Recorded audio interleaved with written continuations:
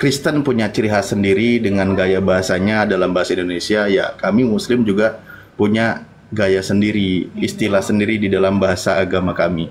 Nah, kita itu kan harus jelas perbedaannya antara Muslim seperti apa, Kristen seperti apa, dalam segi hal pakaian, dalam segi hal bahasa, istilah yang digunakan. Nanti kalau sama-sama kita memahami, punya istilah masing-masing, kita hargai perbedaan itu. Di situ poinnya. Kita saling menghargai gitu. Izin host sama Ustadz Alif, izin gabung belajar diskusi ya. Ya ya bang, ya bang. Nah gitu, Pak Elvi, Pak lagi ini perempuan ya, Bu. Nah, ya kan, kalau tidak memanggil seseorang tidak sesuai dengan sebutannya kan nggak pas juga, nggak enak. Gitu. Oke, ya mungkin Bu LP sebelumnya ada yang mau disampaikan, ada yang mau ditanyakan atau kami bertanya, silakan. Ini kan diskusi ilmiah ya Pak, maksudnya ilmiah pakai kitab atau pakai akal budi luhur, hati nurani bersih, mana? Tentu gini Bu ya, kalau kita membahas diskusi ilmiah, pertama kan ini berkaitan dengan keagamaan, kan gitu ya. Topiknya kan keyakinan. Nah, ajaran siapa yang logis, yang bisa diterima secara akal sehat kan gitu. Maksudnya arahnya tuh ke sana. Contoh, misal istilah begini, akal kita sama-sama sudah paham bahwa Tuhan itu Maha Esa, Tuhan itu Maha Kuasa, Tuhan itu Maha segalanya.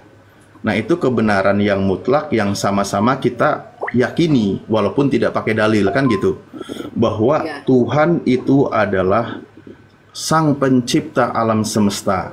Kecuali saya diskusi dengan ateis pasti akan membantah. Tuhan itu adalah pencipta seluruh makhluknya.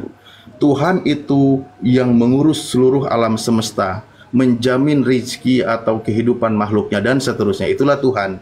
Kan gitu Bu? Ya itulah pencipta lah ya. Ya seperti itu. Nah, kalau sekarang ada, misal ketika ada yang tidak maha kuasa, yang dirawat oleh orang tuanya, yang dihidupkan oleh orang tuanya, itu pasti menjelaskan tanpa perlu kita berdebat, pasti dia itu bukan Tuhan. Kan gitu? Tapi beda juga gini Pak, karena kalau logika seseorang kan didasarkan kepada sosial budaya dia dari lahir, ya kan? Nah, sosial budaya Kristen itu kan Alkitab. Nah, berdasarkan Alkitab, pencipta yang satu itu ya, karena dia bukan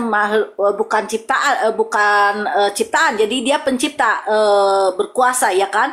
Pencipta yang satu itu dia bisa hadir di triliunan pangkat 2n tempat ya dalam waktu yang bersamaan, dan hadirnya bisa dalam porsi kemuliaan yang berbeda-beda kayak gitu. Nah, Yesus itu adalah porsi Bapa yang sekecil-kecilnya untuk sementara. Jadi Bapa dalam maharupa Yesus itu bukan hanya di bumi Pak, di triliunan pangkat 2n planet suci yang ada manusia suci yang tidak jatuh dalam dosa bisa hadir di situ. Kayak gitu. Ibu nggak sabaran banget sih ngebahas Yesus, padahal saya belum nyebut nama loh dan belum menyebut sosok seseorang gitu. Ya, sorry. Tapi ya nggak apa-apa, karena kalau memang ibu merasa bahwa disitulah Tuhannya, nah ibu justru apa yang ibu sampaikan berusaha untuk memanusiakan Tuhan dan menuhankan manusia. Di tempatku lagi ada Isa, Kang, izin mute dulu ya bentar ya.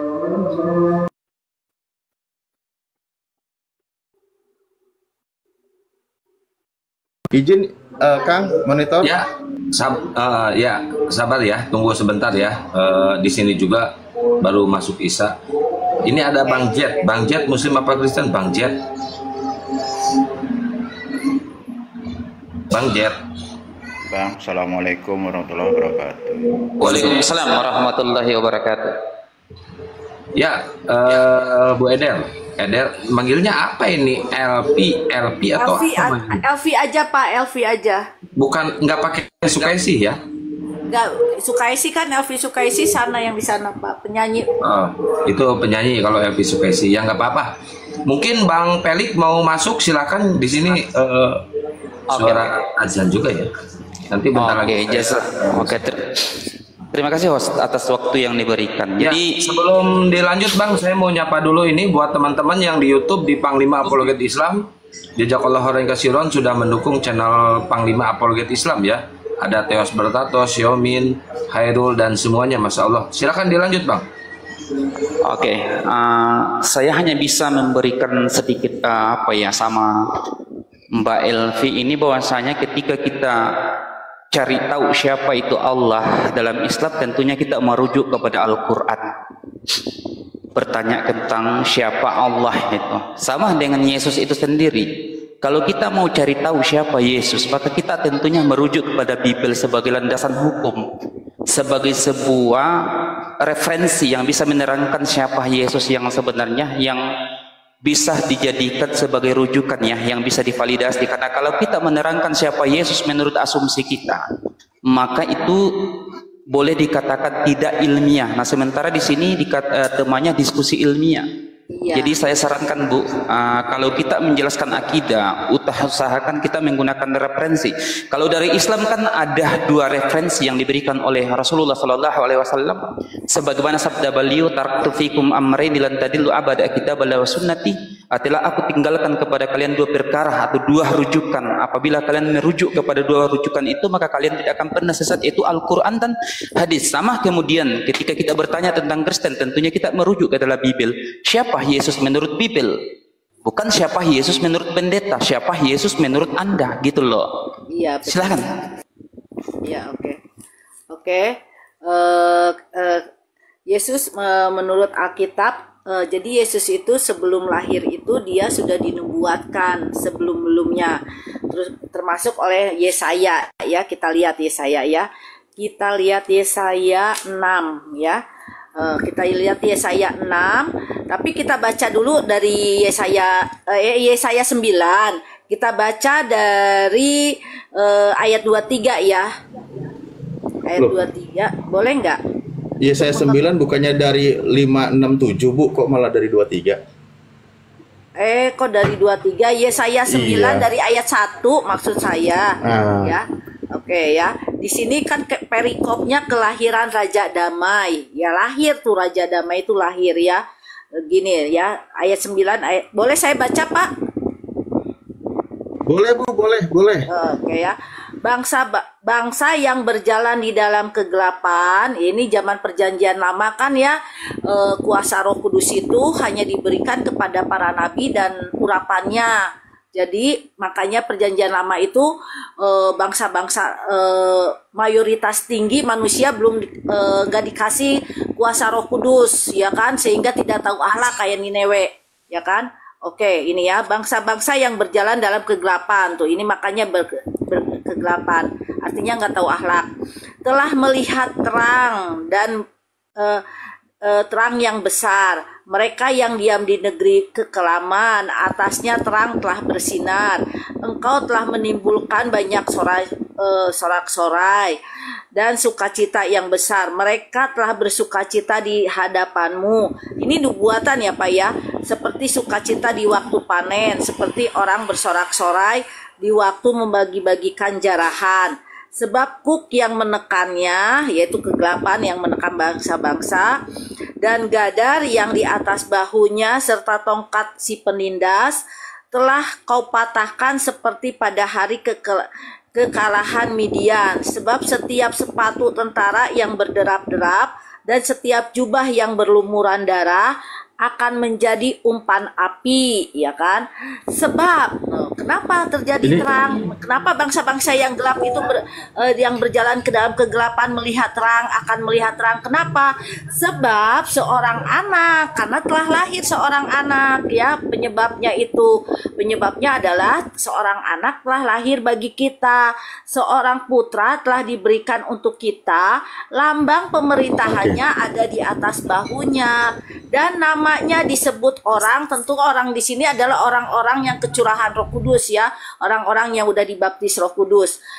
Dan namanya disebut orang sebagai penasehat ajaib, Allah yang perkasa, Bapa yang kekal, Raja damai itu. Udah sudah panjang-panjang ting, gantian. Ibu kan mau baca. Ya tanya si Uya. Ibu. Ya. Ibu kan mau barusan itu baca Yesaya 9. Kan poinnya pasti yang Ibu tarik itu di nomor 5. Kan gitu. Bener nggak? Ya. Nah, Ibu, coba kita ilmiah ya. Sekarang pendekatan bahasa Indonesia yang baik dan benar. Sebelum saya ke poinnya ya, ke beberapa keterangan. Yesaya 9 nomor 5. Kalau kita pakai terjemahannya aja, Ibu barusan bacakan apa? Hari ini Sebab seorang anak telah lahir. Seorang anak telah lahir untuk kita. Berarti di sini sudah lahir. Betul kan, Bu? Ya, tapi kan tadi saya baca dari awal. Kenapa bangsa yang gelap jadi terang? Penyebabnya sebab orangnya bangsa yang gelap jadi terang. Karena kan gini ya Pak ya, kalau di Alkitab itu Pak, pada perjanjian lama itu, tadi kan saya udah ngomong, banyak Bu. wilayah. Enggak, bentar. Di sini kan kalimatnya sebab seorang anak telah lahir untuk kita, seorang putra telah diberikan untuk kita. Lambang pemerintahan ada di atas bahunya. Saya rasa kalau di sini dipaksakan ke Yesus, ini nggak nyambung. Coba di mana Yesus ada lambang pemerintahan? Pertama, peristiwanya sudah lahir. Kedua, contoh disebut juga penasihat ajaib. Kapan Yesus disebut penasihat ajaib? Raja damai. Di mana Yesus disebut Raja damai? Apakah ketika Yesus datang dia mengatakan akan menjadi Raja damai? Coba, Ibu buka Matius 10 nomor 34. Apa yang Yesus katakan? Aku datang, jangan kau menyangka aku datang untuk membawa damai ke muka bumi ini. Aku datang bukan untuk membawa damai, melainkan membawa pedang. Pernyataan Yesus sendiri bertolak belakang dengan ayat ini. Oke, sekarang gitu. Sekarang saya tanya, berdasarkan Alkitab ya. Sekarang saya tanya, kan tadi membawa pedang ya, maksudnya jangan pedang Alkitab aja, Bible gitu bilang. Bandel. Sekarang kita bawa Alkitab ya. Kalau berdasar Alkitab, tunggu dulu Pak, hak saya ngomong Alkitab Pak. Kalau berdasarkan Alkitab, pedang itu kalau berdasarkan ilham Roh Kudus, pedang itu pedang roh Pak. Pedang roh, yaitu kasih, sukacita, panjang sabar. Nah, sekarang oke lah. Kalau pedang senjata, pedang senjata. Apakah Yesus pernah membunuh seperti yang dilakukan oleh Nabi Muhammad? Nggak pernah kan? Adakah di Alkitab tertulis? Iya, ada, karena Yesus itu nggak bisa perang. Coba, bagaimana Yesus mau membunuh? Nggak, sebentar, karena Ibu kan barusan mulai nyinggung nih. Yesus gimana mau membunuh orang dia bisanya dibunuh? Bagaimana dia mau perang? Pasukannya juga cuma 11, udah gitu pada kabur ketika Yesus ditangkap. Ya iyalah, nggak bisa Yesus melawan. Nggak bisa dia, karena dia pasukannya sedikit. Nggak sanggup dia. Tapi dia sudah katakan, jangan kau menyangka aku datang untuk membawa damai ke muka bumi ini. Aku datang bukan untuk membawa damai. Di ayat lain disebutkan, aku datang membawa pertikaian. Itu kata Yesus. Iya, itu dia sendiri yang bilang. Iya, pertikaian. Nah, maksudnya itu kan? Pertikaian itu memisahkan ibu dan anak. Artinya seorang ibu, ya tunggu dulu, seorang ibu seolah-olah bukan ibu, seorang anak seolah-olah bukan anak demi Yesus. Artinya kalau anak itu jahat, kalau anak seorang istri ingin suaminya korupsi, jangan ikutin. Maksudnya kayak gitu. Kayak mana? Apapun. Iya, kan dia bilang musuhnya adalah orang seisi rumahnya. Itu di ayat berikutnya dia katakan. Jadi dia datang memang membawa pertikaian, memisahkan ibu dari anak, ayah dari anak, menantu dari mertua, semua mau diporak-pondakan, dan musuhnya adalah orang seisi rumahnya. Berarti di sini ketika dikatakan Raja Damai gugur, itu pertama. Oke? Dia bukan membawa perdamaian, sementara kalau gitu saya keluar. di sini ini udah dikatakan berbelit. Ini udah berbelit, saya mau keluar. Saya nggak suka dengan orang yang berbelit karena Bapak ingin menguasai aktivitas saya. Jangan keluar dulu, jangan keluar dulu lah. Saya mau keluar, saya nggak suka karena kalau mau berdebat pakai akal, Bu.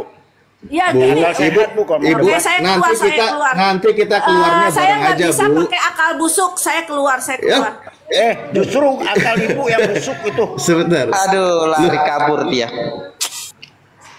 Ya kan dia bilang tadi poinnya satu-satu bahwa Yesaya katanya mau ilmiah. Ketika dia berkata Raja Damai, buktinya dia mengklaim bukan membawa damai tapi membawa pertikaian. Ini sudah merujuk bahwa ayat ini tidak tepat ketika dilarikan kepada Yesus. Itu poin pertama. Poin kedua, Ibu, ya mungkin Ibu kan jarang membaca literatur dari orang Yahudi. Ibu jarang, saya yakin, karena Ibu mengandalkan doktrin Kristen bagaimana mencocokkan iman Kristen dengan kitabnya Yahudi. Ketika kita baca penjelasan dari yang punya otoritas dari kalangan bangsa Yahudi, mengutip Yesaya 9 nomor 5, itu merujuk kepada Raja Hizkia.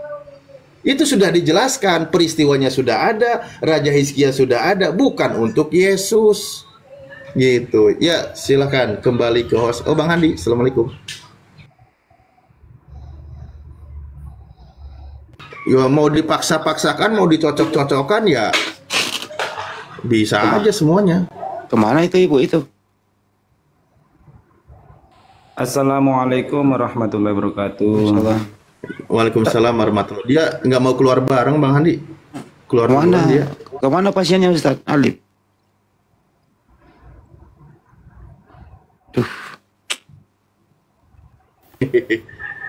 Ya, ini Turun ada dulu katanya. Kies sama David sama Kompor. Kompor keluar. Bang David, salam, selamat malam Bang David. Kis, selamat malam Kis. Ya, salam, selamat malam. Ya, Kis Kristen juga ya. Ya.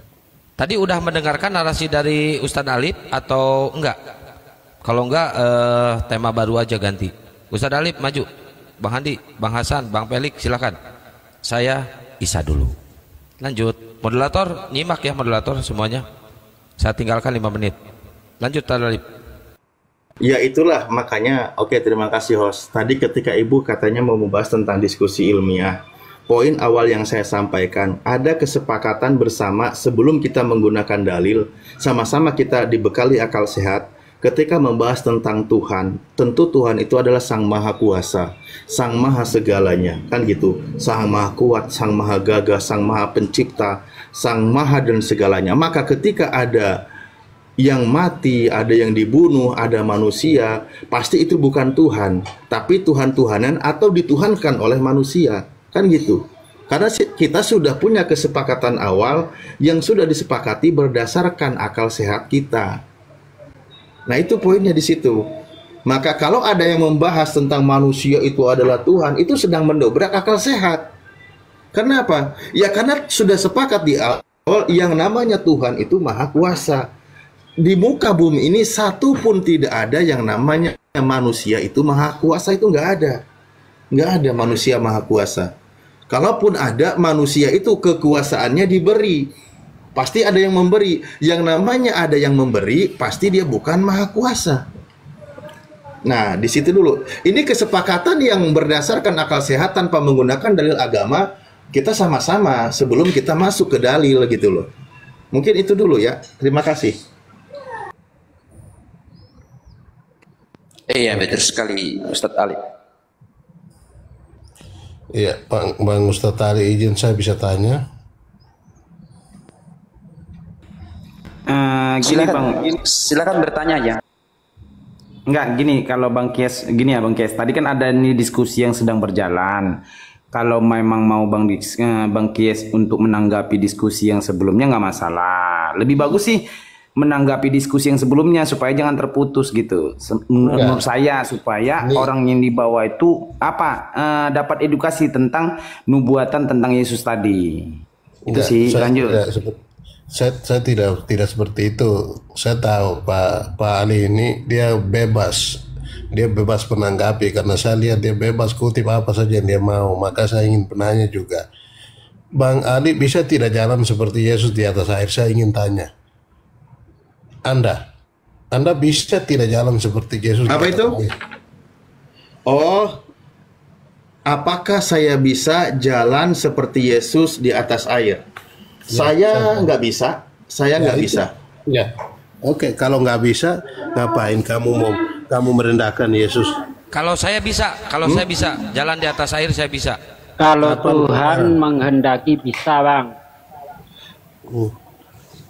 Ya, sekarang apa yang jadi masalah untuk Anda ketika Waalaikumsalam warahmatullahi wabarakatuh. Kalau saya tidak bisa jalan di atas air, terus Yesus bisa jalan di atas air, poinnya apa yang mau Anda sampaikan? Maka poinnya adalah Anda berhenti bahas Yesus karena Yesus bukan seperti manusia biasa seperti Anda yang tidak ada apa-apanya. Yesus adalah Tuhan. Kalau disebut Yesus manusia luar biasa, saya akui manusia luar biasa. Ya itu Anda akui Yesus manusia luar biasa. Anda dengan saya beda. Jadi pendapat Anda adalah Yesus luar biasa. Jadi saya adalah Yesus sebagai Tuhan. Titik. Perbedaan kita di situ. Karena dia bisa jalan di atas air. Iya, maka saya kalau tanya, begitu Pak, kalau begitu kadal itu bisa jalan di atas air, berarti dia Tuhan. Yesus. Ada Bang, kadal bisa jalan di atas air Bang. Apakah dia Tuhan Bang? Itu setan, suara setan yang dibicara di belakang. Loh, kan ada kadal Yesus. Ya, silakan jadi kadal supaya Anda jalan di atas air. Aneh-aneh aja ini. Yesus bisa main HP kayak saya enggak Bang? Maka tidak bisa seperti Yesus. Nggak usah bahas Yesus. Bisa main HP kayak saya enggak Bang? Kalau nggak bisa, saya lebih hebat dari Yesus kalau begitu. Aneh-aneh aja kok ini pertanyaannya. Ikuti aja Pak, ikuti aja. Pak Kis, jadi menurut Pak Kis, Yesus menandakan dia Tuhan karena bisa jalan di atas air ya Pak ya? Ada banyak hal, tapi saya kasih satu contoh. Oke. Termasuk Pak Bang Handi juga. Anda tidak bisa jalan di atas air, Bang. Iya nggak apa-apa ya, nggak apa-apa Bang. Iya. Seperti Yesus. Yesus. Jadi semua yang jalan di atas air itu adalah Tuhan ya? Saya tanya, nggak perlu bicara itu. Anda bisa jalan tidak seperti Enggak, Yesus? saya bukan Tuhan, Pak. Saya bukan Tuhan. Kalau bentar Bang Andi, kalau kita diberi kekuasaan oleh Tuhan, Bang, kita bisa jalan di atas air, Bang. Kamu dengan kita semua hari ini tidak bisa, hanya bisa berenang. Itu artinya kita kalau mau keras-kerasan suara, saya lebih keras daripada Anda, Bang. Mau keras-kerasan suara? Dia boleh jalan di atas air, dia boleh melakukan. Mau keras-kerasan suara, saya lebih keras daripada Anda. Sabar, Pak. Nih, kumpulkan semua nanti. Saya lebih keras daripada Anda suara saya. Jadi tidak mengherankan kalau Yesus itu bisa berjalan di atas air. Kenapa? Karena Yesus diberi kuasa oleh Tuhan supaya bisa berjalan di atas air. Mana dalilnya? Kisah Para Rasul 2 ayat 22.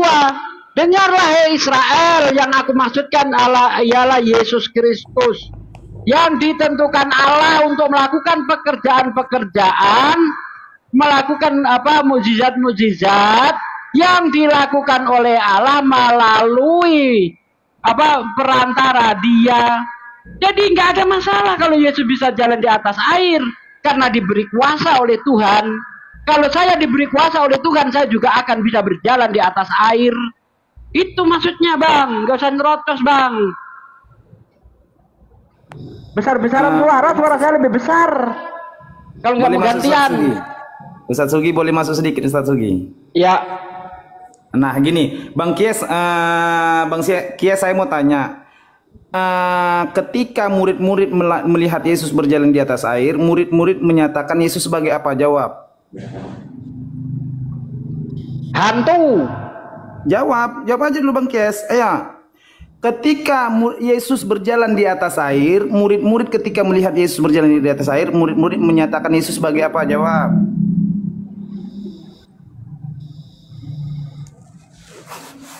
Bang Kies. Langsung pingsan dia. Iya. Jadi gini Bang Kies, jangan kamu menyatakan bahwasanya ketika Yesus berjalan di atas air itu adalah bukti ketuhanannya. Nah, kami bertanya, ketika murid-murid melihat Yesus berjalan di atas air, murid-murid langsung kabur. Nggak ada, katanya kayaknya nggak punya ini dia, maunya naik di sini hanya ini. Nggak punya bekal ilmu dia naik di sini. Orang muridnya aja menyangka Yesus hantu ketika bisa jalan di atas air kok dia bilang Tuhan. Emang kau lebih kenal Yesus daripada para murid Yesus? Ya itu Satsugi, makanya gini ya. Kenapa Kristen menganggap ketika Yesus berjalan di atas air, dia sebagai Tuhan. Tetapi ketika murid-murid ketika bersama-sama dengan Yesus, murid-murid menganggap Yesus sebagai hantu, bukan sebagai Tuhan. Kebalik kan gitu. Iya, kenapa berjalan? Waalaikumsalam warahmatullahi wabarakatuh. Kenapa tidak sekalian bawa tentang Yesus membangkitkan orang mati? Kenapa hanya berjalan di atas air? Kan bukankah membangkitkan orang mati jauh lebih hebat daripada itu? Itu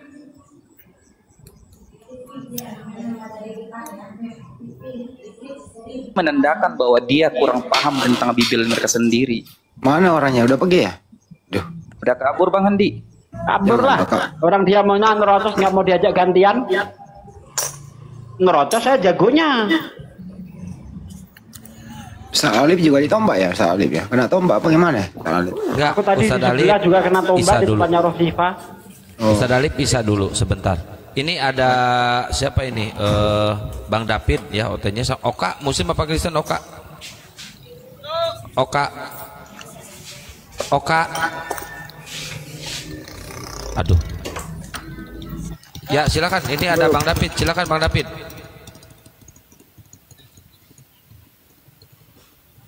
Bang David. Ya, apa? Gini loh. Andi Silebes mau nanya. Enggak, Silakan. Kristen itu kan enggak, saya enggak mau nanya. Saya balikin ke topik. Tadi teman kamu mengatakan gini, membuktikan Yesus itu Tuhan karena Yesus bisa jalan di atas air. Anda setuju nggak tuh statement teman Anda tuh? Silakan. Setuju. Jadi semua yang jalan di atas air itu Tuhan ya? Tidak semua. Ya semua. Maksud gua mulai dari ujung kaki, ujung kaki sampai ujung rambut, berarti semuanya yang ada dalam diri Yesus Tuhan ya? Gimana? Jadi ujung kakinya Yesus sampai ujung kepala itu Tuhan ya? Iya. Jadi badan-badannya Tuhan. Iya. Ya udah. Artinya ya Tuhan mati juga. Gak usah diartikan udah. Ya yang disalib kan, disalib mati kan? Jadi Tuhan mati juga toh?